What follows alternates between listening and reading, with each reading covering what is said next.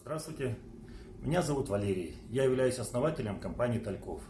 Вот сегодня я хочу вам продемонстрировать свою отопительную печь, которая служит именно для нагрева теплоаккумулятора.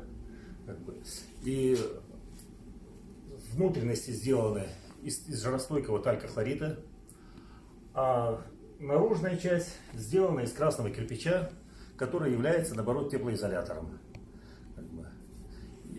Ну, замысел в чем, что печь горит, вокруг обложена, вокруг талькохлорита идут трубочки, из нержавеющей гофры.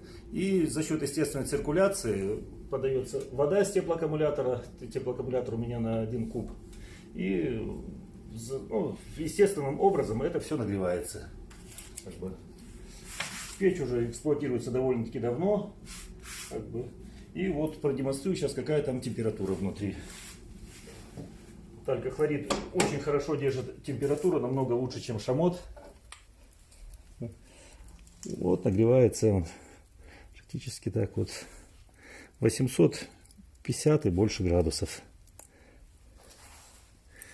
Ой, так невозможно тут стоять, находиться. Так, закроем, потому что очень горячо. Снаружи печь, это для этого специально сделано, как красный кирпич, как теплоизолятор. Ну, кирпич, он сам по себе красный, он не очень сильно нагревается, очень долго. Это, смотрите, над дверкой понятно, что температура повыше. Итак, и вот сейчас мы начинаем производство. До этого мы делали печи только из талькохлорита. Сейчас топки останутся неизменны также из талькохлорита. А вот внутреннюю часть будем делать из шамотного кирпича.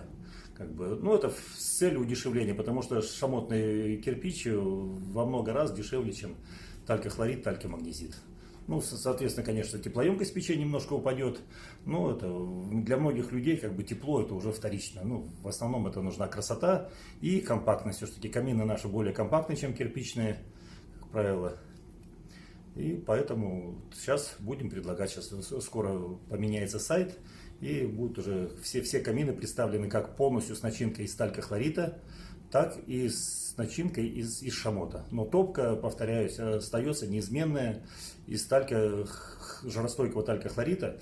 И дело в том, что мы делаем из этого же камня банные печи, и они, топки в банных печах. И камень прекрасно эту температуру выдерживает.